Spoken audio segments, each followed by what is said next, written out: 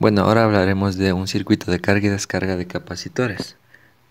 Pertenezco a la Universidad de las Fuerzas Armadas ESPE de la Tacunga, la materia es Física 2 y mi nombre es Eric Alba Piña.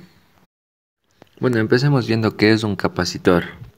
Un capacitor, o también conocido como condensador, es un dispositivo capaz de almacenar energía a través de campos eléctricos, uno positivo y uno negativo. Este se clasifica dentro de los componentes pasivos, ya que no tiene la capacidad de amplificar o cortar el flujo eléctrico. Los capacitores se utilizan principalmente como filtro de corriente continua, ya que evitan cambios bruscos y ruidos en las señales debido a su funcionamiento. ¿Cómo funciona un capacitor? El funcionamiento de un condensador se basa en dos láminas metálicas separadas por un aislante eléctrico o material dieléctrico. Cuando conectamos estas láminas a una fuente de energía o las sometemos a una diferencia de potencial, una lámina comienza a cargarse negativamente, se llena de electrones, haciendo que la otra tenga que liberar electrones y quedando así cargada positivamente. Al desconectar la fuente de energía, las placas se mantienen cargadas muy cerca entre una y otra gracias al material aislante. Esto hace que las cargas tiendan a atraerse y se mantengan en las placas, almacenando energía eléctrica para ser utilizada cuando se requiera. ¿Qué es una resistencia eléctrica? Una resistencia eléctrica es una de las magnitudes fundamentales que se utiliza para medir la electricidad y que se define como la oposición que se representa al paso de la corriente. La unidad en que se utiliza para medir la resistencia es el ohmio y se representa con la letra R. Bueno, todo esto, ¿cómo funciona una resistencia eléctrica? En un circuito eléctrico, los electrones fluyen en un orden relativo dependiendo de las resistencias que encuentren a su paso. Cuando menor resistencia encuentren, mayor va a ser el orden de electrones, mientras que a mayor resistencia se someterá a los electrones a mayores choques entre ellos, lo que desencadena una liberación de energía en forma de calor, temperatura o energía calórica. Bueno, ahora veamos un poco de qué es un circuito en serie. Se llama circuito en serie a un tipo de circuito eléctrico, provisto de un único camino para la corriente que debe alcanzar a todos los bornes o terminales conectados en la red de manera sucesiva. Es decir, uno detrás de otro, conectando sus puntos de salida con la entrada del siguiente. El circuito en serie suministran a los terminales la misma cantidad de corriente en el mismo idéntica intensidad, y provee al circuito de una resistencia equivalente igual a la suma de las resistencias de cada terminal conectado, pero siempre más alta que la mayor de ellas. Eso significa que a medida que añadimos terminales, la resistencia incrementa, en vez de disminuir como en los circuitos en paralelo. Circuito en paralelo. Un circuito en paralelo es un circuito que tiene dos o más caminos independientes desde la fuente de tensión, pasando a través de elementos del circuito hasta regresar nuevamente a la fuente.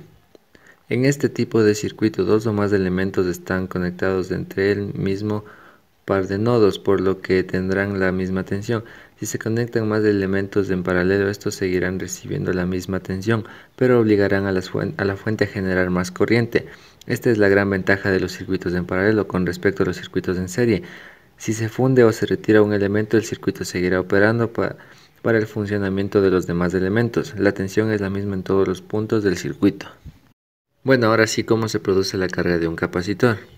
Cuando el interruptor se mueve a la corriente I sube bruscamente como un cortocircuito y tiene el valor de I igual a E sobre R, esto en amperios, como si el condensador no existiera momentáneamente en este circuito serie RC, y poco a poco esta corriente va disminuyendo hasta tener un valor de cero. El voltaje en el condensador no varía instantáneamente y sube desde 0 voltios hasta E voltios. E es el valor de la fuente de corriente directamente conectando en serie con R y C. El tiempo que se tarda el voltaje en el condensador en pasar de 0 voltios hasta el 63.2% del voltaje de la fuente está dado por la fórmula T es igual a R por C, donde R está en ohmios y C está en milifaradios, y el resultado estará en milisegundos. Bueno, ¿y cómo se da la descarga de un capacitor? El interruptor está en B, entonces el voltaje en el condensador empezará a descender desde el voltaje inicial en el condensador. La corriente tendrá un valor inicial de V sub 0 sobre R y disminuirá hasta llegar a 0 voltios. Los valores de B, C e I en cualquier momento se puede obtener con medio de la siguiente fórmula, donde T es igual a R por C, es la constante de tiempo. Y si el condensador había sido previamente cargado hasta un valor E, hay que reemplazar el voltaje inicial en las fórmulas con E. 5 capacitores, resistencias, un protoboard, cables para protoboard, LEDs, un cargador de 12 voltios y un interruptor.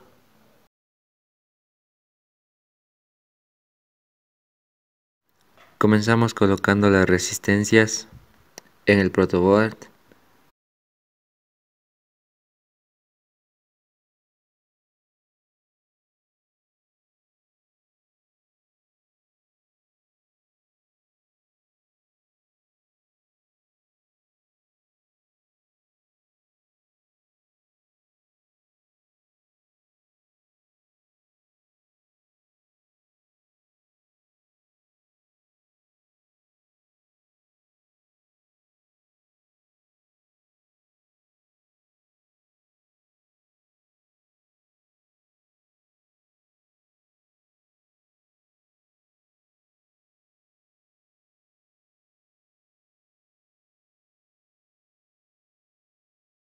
Luego conectamos los capacitores en paralelo.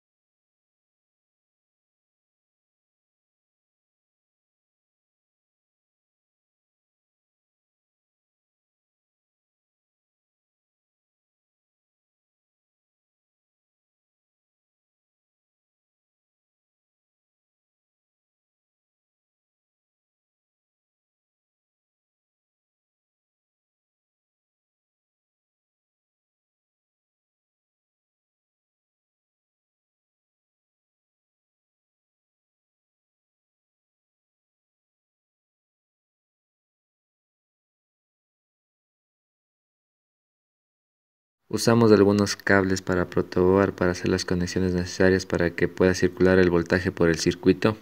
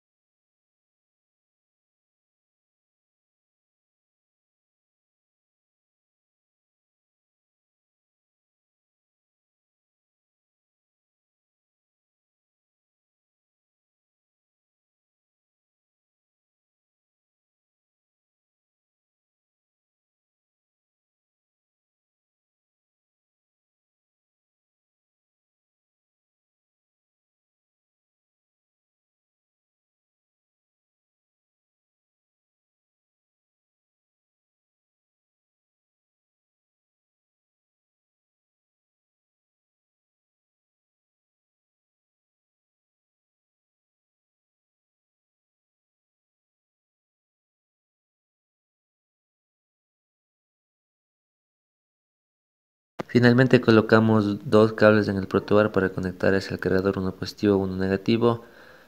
También conectamos el interruptor para provocar la carga y la descarga, y adicionalmente unos cables soldados a unos cocodrilos para poder conectar el multímetro y medir el voltaje.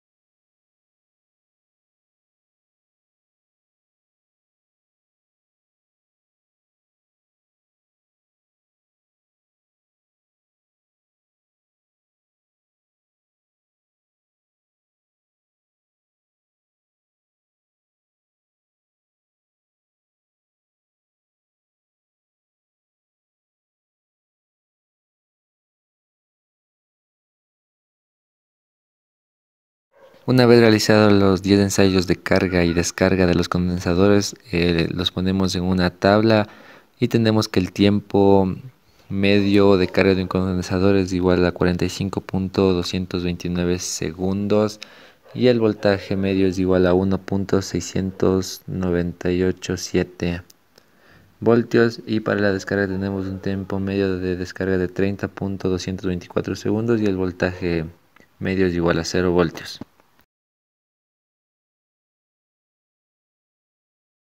Conclusiones. Gracias a la teoría revisada se logró diseñar y construir un circuito de carga y descarga con 5 capacitores y 5 resistencias y un LED. Analizamos la estructura y funcionamiento de un circuito de carga y descarga basándonos en la teoría que dice: cuando se conecta un capacitor descargado a dos puntos que se encuentran a potenciales distintos, el capacitor no se carga instantáneamente, sino que adquiere cierta carga por unidad de tiempo, que depende de su capacidad y de la resistencia del circuito. Se estimó el tiempo que se demora en cargarse y descargarse el circuito armado por medio de pruebas de ensayo y error, el cual nos dio un tiempo estimado de descarga de 45.229 segundos y de descarga de 30.224 segundos. Recomendaciones. Un buen capacitor almacena una carga eléctrica y puede permanecer energizado después de que se desconecta la energía. Antes de tomarlo una medición, desconéctelo de la fuente de energía. Utiliza el multímetro para confirmar que está desconectado y con cuidado descargue el capacitor conectado a una resistencia a través de los cables. Asegúrese de usar equipo de protección personal adecuado.